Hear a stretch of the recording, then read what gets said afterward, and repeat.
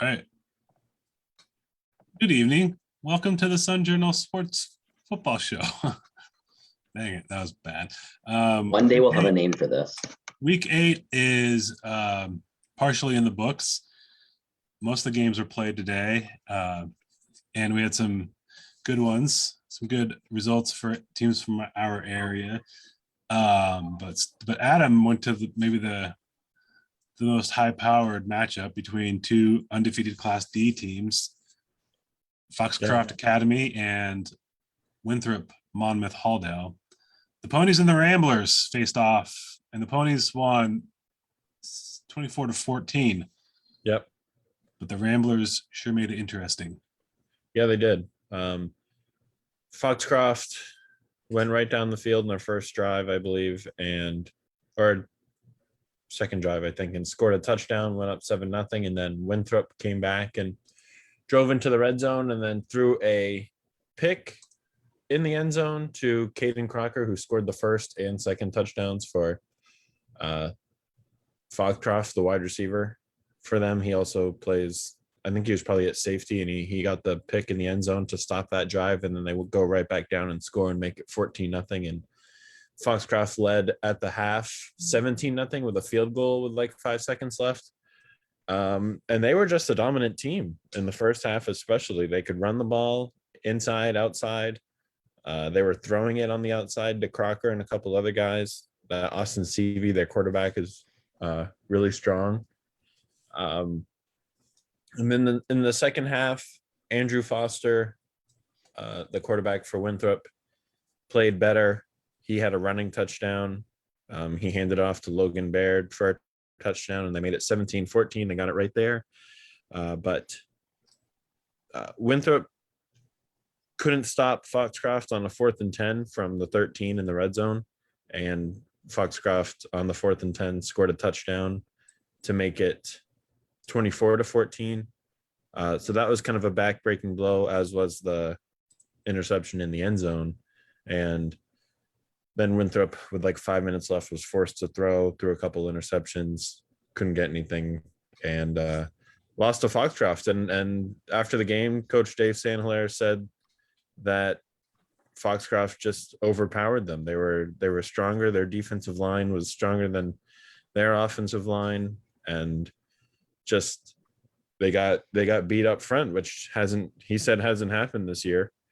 And Foxcroft showed that they're the best team in Class D, and I just wanted to see if one of them would, and I think we kind of found it. But I think Winthrop, with a little bit of reshaping and a better play out front, could definitely make it a game in the playoffs if they were to find each other again. Man, it seems like Winthrop Monmouth in the past half decade has always been like the best team as far as line play goes in that division, and so it probably was a shock to them that they didn't dominate in the trenches. Yeah, I think it was. Foxcroft brought it to them, and they also stopped the big play. I mean, last Monday, Foxcroft beat Freeport on a bunch of really big plays. Like Andrew Foster, the quarterback, had 4 completions for like 201 yards. Like, it was big play, touchdown after big play, touchdown. And I think the biggest play they had was like a 53-yard pass before that interception in the end zone. Nothing even really got close to that afterwards. They couldn't get much moving. And then Foxcroft on offense was running the ball really well on that defensive line. They just kind of got bullied a little bit on both sides. And I'm sure they'll never hear the end of it from the coaching staff there, because you're right. That's what they pride themselves on. So they'll be ready to go, and playoffs are in not next week, but the week after. So they'll be ready, but I think Foxcroft showed that they're the best team in Class D, and they're really fun to watch on offense. And props to the Ramblers for getting back into that game. Yeah, they did really well, because after the first half, 17-0, especially the field goal right before to make it a 3-possession game, that could have folded a lot of teams. But they came back, scored 2 back-to-back touchdowns, and made it a game. But it was that 4th and 10 that Foxcroft scored on from the 13 in the red zone that did them in. If they make a stop there, they go down the field and maybe score again or something, and make it a game, maybe take the lead, but that 4th and 10 broke it and sealed the win. And I think the better team won. So, but you're right. They did make it a game and a little bit closer than that 24-14 score final. And they were only playing with 3 days rest. Yeah. Probably, Dave said he didn't want to make it an excuse. He said they were ready to go, but I think it does have a little bit of an effect. They didn't do their simulation walkthrough practice that they usually do on Thursdays. They had less, days and time to prepare for a really strong Foxcroft offense. So I think it probably did have its disadvantages, but St. Hilaire wasn't about to let that be an excuse for why they lost. It'd be fun to see if they match up again. Yeah, with real rest and another try at it. I think that would be another really close and fun game. I really like watching Foxcroft and CV and the wide receiver there. Crocker. I was like, Corkman? No, Crocker. I really like watching them play. Crocker's a really, really talented athlete. Yeah, and I think also it's not bad to going if they do meet again. It's not bad to have lost this game. Like say they meet in the state championship or whatever. Right. To be the hunter, to know what you have to fix, sometimes is better than having stuff work the first time. But they also, I think, they played a good second half. The Ramblers did. Yep. And then Oak Hill played Foxcroft good for the first half, right? Yep. So I don't know. Oak Hill might be up there too. Winthrop, Monmouth, Halldale, so they might have their hands full against Oak Hill next week. Yeah, that'll be a fun one. For next week. Yep, that'll show a lot too. The Oak Hill coaching staff and a few players were there at the end zone watching all the plays. Lisbon coaches were there, so they all know that was the game of the week in their class, and Oak Hill will definitely be ready especially if they're all healthy and they stay healthy throughout the game. I still think Oak Hill can kind of stay with the top of that class, so that should be a fun one next week. I love that. I love when the other teams' players they hang out in that end zone behind there. Yep, just I've been lurking. in a few games where they do that, or even it was the regional final in 2016, Lisbon and Winthrop. Yeah, I think in that end zone, there's a bunch of Mountain Valley or Dirigo or both players just watching the game. They were done, their seasons were over, obviously, and so they were still we're gonna catch this game. That's just East South is really cool like that, stuff like that. Yeah. And Will went to a game. Levitt they don't never cease to amaze. Yeah. Oh, and it was weird because the first quarter, really, it was okay, wait a second. Freiburg is, giving them a game. Levitt's offense didn't do anything the first two drives, and Freiburg started moving the ball on their first drive, but then, threw an interception. And that's what, Mike Hathaway said after the game. It's oh gosh, here we go again, because they had a tough start against York, but that last drive of the first quarter into the second quarter, they started getting things going. And from there, it was just, they were, the usual dominant Levitt team we're used to. And just, two quarterback system, Adam's seen it with Carpenter and Hunter Hayes. And I think the first few drives, it was trying to figure out, how they wanted to mix and match those guys. And then they kind of got a rhythm going. And it seemed like first half, it was Carpenter was, mostly the quarterback, and second half, Hayes played more quarterback. But, both those guys can sling it. They have a million different guys that can run it. And, it's almost not fair for other teams just because they have so many good athletes. And then Freiburg coach David Turner was talking about just how great their line play is for Levitt. Yeah. And just how you have to play perfect to have any chance. And they didn't play perfect. So they had no chance, really. Yeah, that's one of the things that Mike Hathaway said on the Sun Journal Sportscast this week, that the line was maybe the spot that like might have been the most rusty heading into the season and like had to catch up, but like it's also one of their strengths of the team this year, as they've gone throughout the season undefeated. And that, I mean, that wraps up the postseason, right? I mean, that wraps up the regular season for Class C. So they have playoffs next week, and they'll have the number. The Freiburg coach mentioned that to me after the game, just how they took their starting quarterback Gunnar Saunders out kind of a little early, just because they're like, we're not getting back in this game. We have playoffs next week. We need to be healthy. So yeah, that's good. And tell me about this. Was there a reverse? Like Hunter Hayes threw a touchdown pass on a reverse. Yeah. So he wasn't the quarterback. No. So oh man, they're doing Noah cool Carpenter was the quarterback, and he kind of did a toss to one of the like split back for wide receivers. I don't remember who it was, and then that guy tossed it to Hayes, who was coming the other way, and slung it to a wide open Deegan Jordan. When you got two quarterbacks in the game at once, that's what you can do, is one of those trick plays. But I think that kind of got Hunter Hayes going, in the passing game, getting that one to go. Yeah, but Deegan Jordan was a middle school quarterback too, and then he like hit the weight room because he realized he might not play a lot there, and now he's doing awesome. And then there's a third string quarterback that played when Carpenter went down. Colton Taylor. Yeah, and then there's a couple other guys that could play quarterback too. They could have like 6 quarterbacks in the game at the same time. Yeah, I see 5 on the roster right now, which is like just insane. Yeah. Oh, then like Sawyer Hathaway can play quarterback.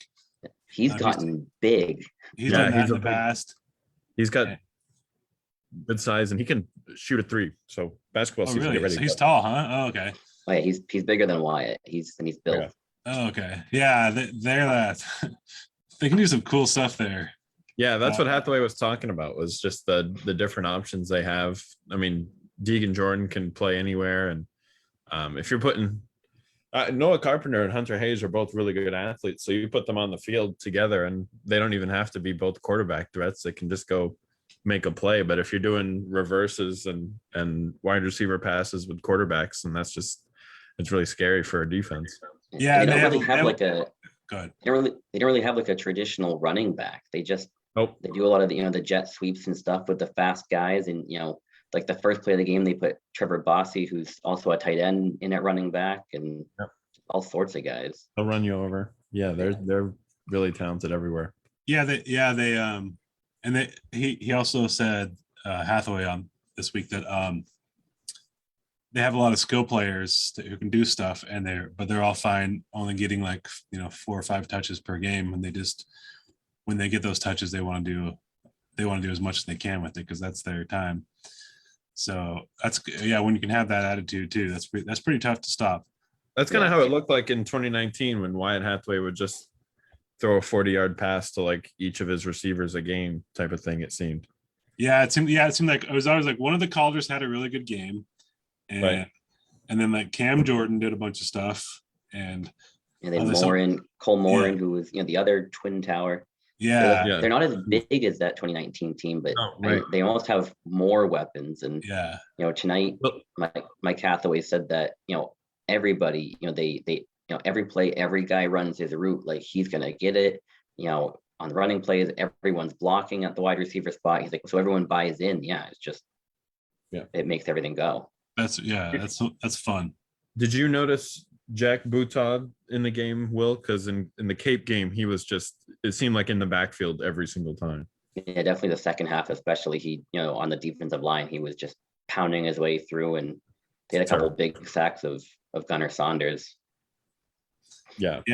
Those Hornets are going to be tough to sting in the Class C South playoffs. We got some comments. So Chan Redmond said that he was at that Winthrop Lisbon regional final. He played at Dirigo, so it was Dirigo, I think. So that was awesome. And also we'll move on to this other game. Edward Little lost to Thornton Academy 42-14. Yep. And Aaron Morse, Bates assistant sports information director and a tremendous high school football play-by-play person, said, shout out to Edward Little, really rough season, but they never backed down against Thornton. And I've noticed that they've gotten beat by all these powerhouses by a lot, and even some teams that aren't powerhouses.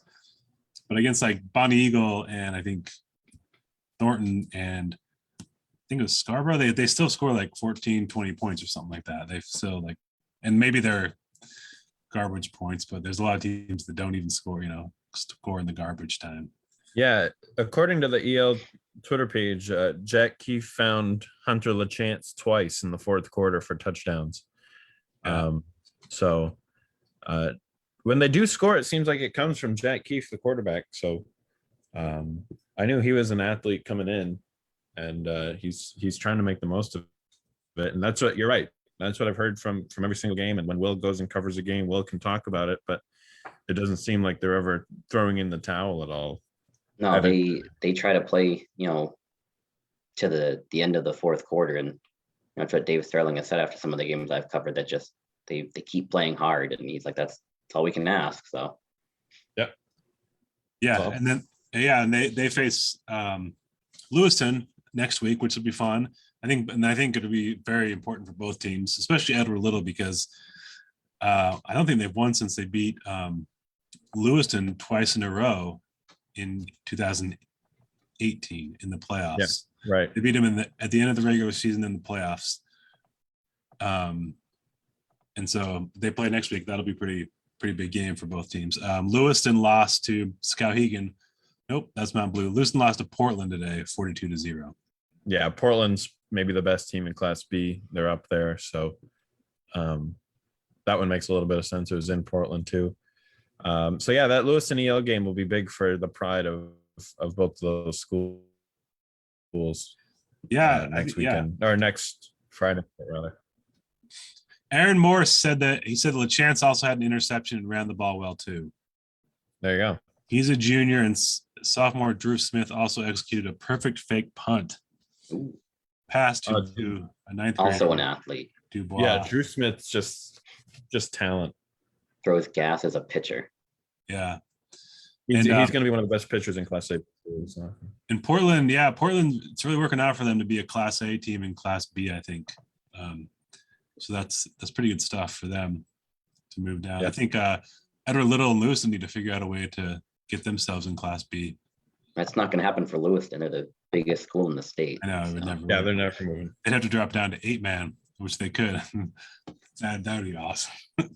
I don't think they would, but like Chevrolet. That would just be like, I don't know. That would probably be the end of big schools playing 8-man football. Yep. Do you want to talk about 8-man? Yeah, let's move on to the 8-man playoffs, which are probably the bigger games. What's the one that stands out to you? So we had Spruce Mountain beat Yarmouth 52-12. Deergo beat Sacopee Valley 57-28, and Mountain Valley beat Booth Bay 58-22. So none of those games were particularly close, and I also wasn't expecting them to. I think Deergo was actually trailing after the first quarter. Yeah. Deergo was trailing 14-13, and then they scored 22 unanswered in the second quarter, and then never looked back after that, which really good performance. I think Curtis Arrington had 3 rushing touchdowns. Charlie Houghton, the quarterback, I think had 4 total touchdowns, and then they brought in a backup quarterback who I think had 3 more. Yeah. So just a whole lot of offense. And when they got the wheels going, they never really slowed down, it seems. So good win for Deergo. And then I don't know which game. Hold on, I'm looking up that. First, I'm going to look up the backup Valley. quarterbacks. I want to say the backup quarterback's name. If he scores 3, he throws 3 touchdown passes. Trent Holman. Oh yeah. Yep. 3 touchdowns. I Okay, didn't sorry. have the email. He deserves it. He deserves some Yeah, recognition. no, he's right. You're right. Yes, 70-yard touchdown pass. Yeah. Yeah, boom. Trent Nice. Holden, yeah, and a 2-point conversion. Go off. So yeah, they played a really good final 3 quarters, and then they will face Mountain Valley right next week because Mountain Valley got a big win, Yeah. 58-22 over Booth Bay, and Ryan Palmer was telling me that it's the first time that Mountain Valley and Dirigo have played each other in the playoffs. Oh yeah. What? For a Wow. long time, Mountain Valley was always a class ahead just because of sheer, size of the school. And Yeah, in recent years, their enrollments dropped off where they've had to drop down to in the same class as Dirigo, and now they're in 8-man. So that'll be, Adam, that'll be a fun game. yeah. I mean, I was at their first game, which was I think like 13-3, and it was a really close game. Mountain Valley was still trying to. I mean, they had the cancellation at the beginning, and then trying to figure out this whole 8-man thing, but they kept it real close.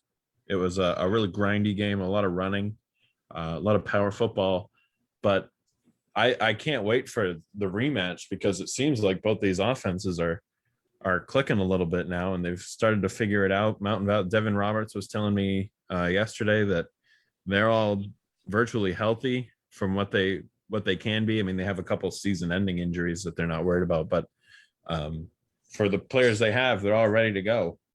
And their offense, it was working today. And obviously Dirigo's offense hasn't slowed down in a while here either. I think that's 6 wins in a row for them. So I think it's going to be a totally different game this upcoming week than their first one.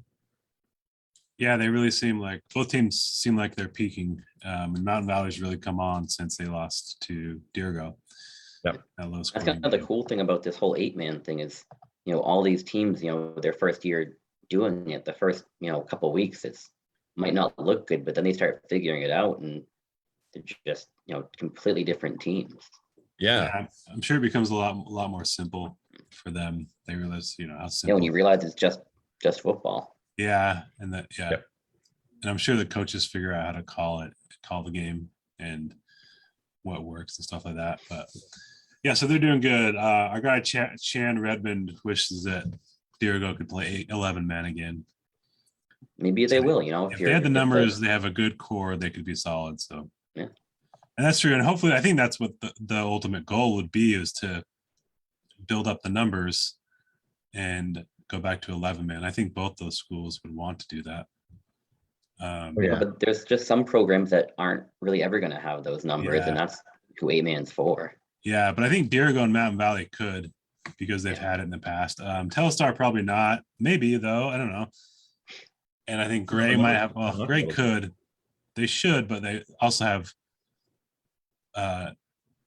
zero football success. Well, almost zero to kind of fall back on. But it could. I mean, if they had a lot of 8-man success, they could really get it going. Because you can, once you start winning, like next thing you know, you have 40 kids on your sideline, and then that's, if you can keep those 40 coming, then you have pretty good foundation of players. Yeah. Another team that's figured it out pretty quickly here is Spruce. Spruce beat Yarmouth 52-12. I think you may have mentioned that, but I think it was a close one again at the beginning, and then Spruce turned it on and left them. And I think I was seeing tweets where Cam Phillips was making plays, making moves. So yeah, I think Reese Davis did really well too. He had like an 80-yard touchdown kickoff return for a touchdown, and I think he had a couple of like 40 or 50-yard touchdown runs as well. Yeah, he's really good. He's a bigger back, but he's fast. He's a brute. So it's not just Cam Phillips. Reese Davis can be a nightmare for linebackers and defensive backs. They have a couple of them. Isaac Parker is another one who. I'm excited about Reese and Isaac, and makes big plays. David Fry, that just keeps talking about their speed and how excited at the beginning of the year that he's like, if I have nothing else, I've got a lot of fast kids, and they've figured out a way to make it work. So That's cool. Their offense is clicking, and it has been clicking. They scored. What they score again today? Sorry, 52. 58. So, 52. Sorry. so they're averaging, I think, close to 50 now over the last 4 games, which is just ridiculous. And it'll be fun to see them keep going.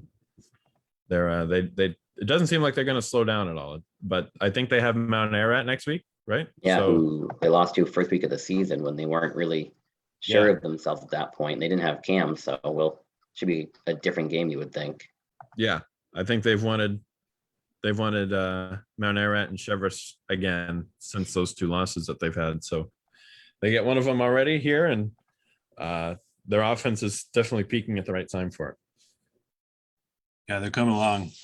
We got some cool comments. Jake Nichols said that Dirigo's middle school numbers are pretty low, so they might not be moving up. But Chan said that there have been talks about about Dirigo and Mountain Valley combining. Yeah, I mean, that could work out. That could work out very nice for both schools if they want to play 11-man. I don't know. Yeah, those schools always know how to play football. Exactly. I think I've said that a lot this year. That like those schools in Lisbon, they're going to figure it out because they just always like figure out a way to be like solid. So Yeah, there's always been talks about them joining in football, and I don't know if Will, you might know the situation a little bit more, but it just seems like they the pride level, it seems like they don't want to do that, right? They would rather just kind of keep their teams going. Yeah, I think it's they both want their kind of autonomy on each side of that rivalry, but it makes you wonder if it's one of those things where eventually maybe the schools have to combine, or if the numbers get too low in football, if they'll have to combine. Yeah. But I feel like it has to be both schools have too low of numbers to combine. Exactly. I think Spruce Mountain went looking to combine with one of them a couple of years ago too. Yeah, I think maybe Dirigo, and I don't think it. Just to so they wouldn't have to go. Off. I think so. Peter and Shauna Chase asked if we know how many rushing yards Robbie Lavelle had for Mountain Valley. Hope I said his last name right, but we don't know. But he had like 5 interceptions, right? That's what their Facebook page said, which is usually run by their AD Tom Danilek. So it said that he had 5 interceptions. 2 of them were brought for touchdowns, 2 rushing touchdowns, and he had a passing touchdown. So if you're given a game ball for all the games tonight, I don't know who else it would go to other than Robert. So that's awesome. That's a game. That's extreme. That's people's seasons. Yeah, that's awesome. That's amazing. That's really cool. To that guy. So yep. So tip of the cap. That's what he wants.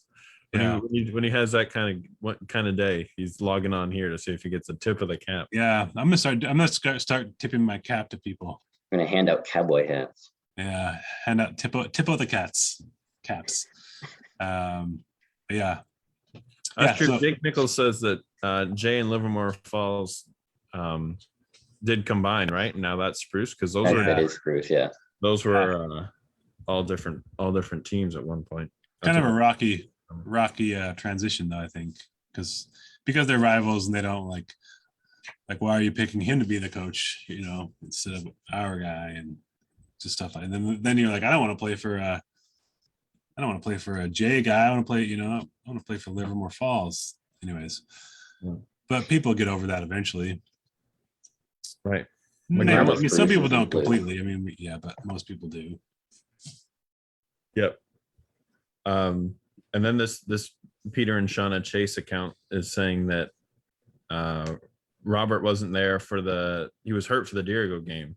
And so that could be a big plus if he's back for the Dirigo rematch. That kind of changes a lot of things. Now that makes the Dirigo and Mountain Valley rematch even more exciting. Yeah. That'd be awesome. That's really cool. All right. What else did we have for scores? Let's see. Skowhegan beat Mountain Blue 42-0. Oh yeah. And Poland won. Oh yeah, Poland won 26-20 or something. Yeah. We don't know a lot. We don't know a lot about that game. Yeah, no, I haven't gotten much on that. But A little bit closer than I thought it would be. I thought Poland would win. I thought Poland would win. I wish they could have had their season with they lost their starting quarterback in the first game. Yeah, but the backup's pretty good too, man. He has been pretty good. It just would have been neat to see how. Well, I guess any team at full strength would have been better, right? So I don't really know what I'm saying, but good win for Poland. A game that they should win, and they took care of business. So cool win for them. I'm glad. Yeah, they're going to be. I think that Belfast win gave them a ton of heel points. So they're going to be. Yeah. They're going to have an interesting seed. Yeah, and so that'll be cool.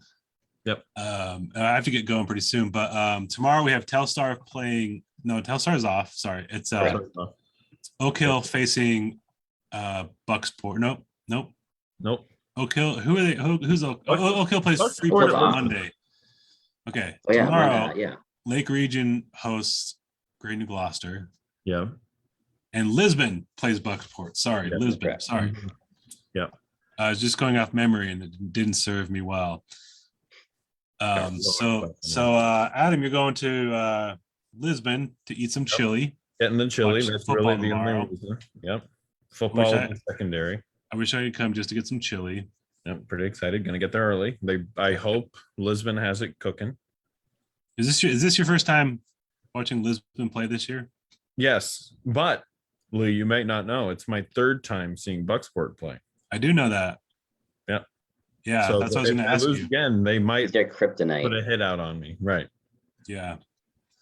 So yeah, But but I think they lost to two really good teams. They lost to Winthrop, and then they lost to Oak Hill. So I mean, they can't. yeah, What are you gonna do? and this is a rematch of the 2019 state championship game, and both teams have kind of they're not the same. I mean, none of us are the same after 2020, but these Sure. guys, Lisbon just had a lot of young players, and Lisbon's young, and Bucksport, I mean, puts up a fight. They've got a pretty good offense. So I think tomorrow probably will be a good close game. So I'm excited for it. yeah, and then I think Great New Gloucester could really pull it off tomorrow. I mean, they're injured, but I think I don't know. It was It's close in the season opener, so we'll close. see if they've grown Yeah. since then. And it's not like Lake Region has been like, I don't know, they've been Up and decent. down. They haven't been world beaters. So they've lost to a lot of people that you wouldn't expect them to lose to as well. So And I believe if Great New Gloucester wins, it's their first ever playoff win. oh really? Wow. I believe so. But yeah, it wasn't 2015 their first playoff game ever, Yes. the year believe before I so. got here. Yeah, So and they thi- so lost thi- to this is- Poland. So this is only like their third postseason game. Is that right? I think that They sounds went- right. Yeah. They went 2015 and then 2 years ago and then this year. Because I don't think they went. They didn't make it 2 years ago. Oh, so it's only their second. They're the year. one That's team right. in their division to not That's make it right. because there's only I like was- 10 teams. I always think they made it. They didn't. That's right. Okay. So it's their second playoff game. Wow. They didn't bring football. They didn't start playing football till like 2005 or whatever. When was it? The 05 season was their Yeah. first And they varsity just had season. they started their program with a really bad kicking, and they have not been able to not just brought Wow. the program down, and they Yeah. haven't been able to recover from that. Oh, They have this JV kicker. They have this If JV you look kicker. back at the stats, their was first varsity awful. kicker never missed a PAT. He kicked Wow. with a cast on his hand. And Well, that was a JV year. yeah, that JV kicker was terrible. We Yeah. won games that year, and then we went varsity and didn't win that first year. yeah. Well, congratulations. Fine. Always been the record books. Are you really in the record books? There is one, but I went 100% on PATs as a varsity kicker. So Yeah. So you try to beat that, Lee. yeah, you can't beat 100%. And you literally can't.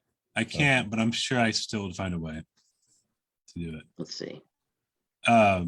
So yeah, and Freeport and Oak Hill on Monday will be a pretty good game, I think. Yeah, high scoring. I think that'd be good. That'd be cool. Oak So Hill's when- gonna when- have a big chance to win. Do you know if Oak Hill and Winthrop are supposed to play on Friday or Monday or Saturday next week? I wouldn't be surprised if that's a Saturday game.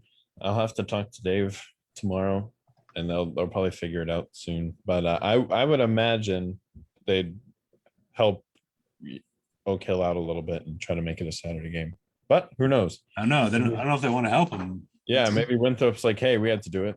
Yeah, Winthrop probably wants to get the best seed possible. All right, and then It's Oxford. Saturday, the Okay. 30th, according to Winthrop's Okay, MPA schedule Okay, site. then there you go. and Oxford Hills, they had a game scheduled against Scarborough, which I'm sure they would have loved to play and learn more about themselves, but Scarborough had to cancel their second game in a row. That's a bummer. Um, Hey, and so that's yeah. tough. that was tough, but Bangor beat Bonnie Eagle today in Class A, 37. And that's good too, because before this week, Bonnie Eagle had more heel points than Oxford Hills when I looked.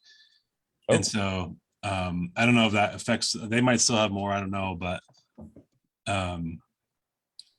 Oxford Hills, they're looking at like possibly being the third seed.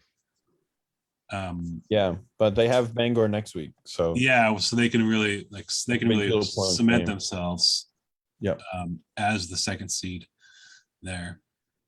So yeah, but yeah, probably a good week of practice for them to have.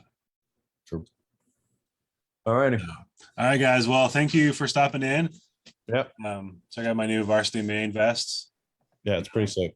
If you don't know, you will know. You know. Yep. And we'll talk next week. I can't wait to see what happens. The EL and Lewiston game will be awesome. Yep. The Deergo Mountain Valley. Valley game, because we got some rivalry tilts on tap. So many tilts. So Tilly. all right, dudes. I'll catch you. Yeah, be good to each other and party on, dudes.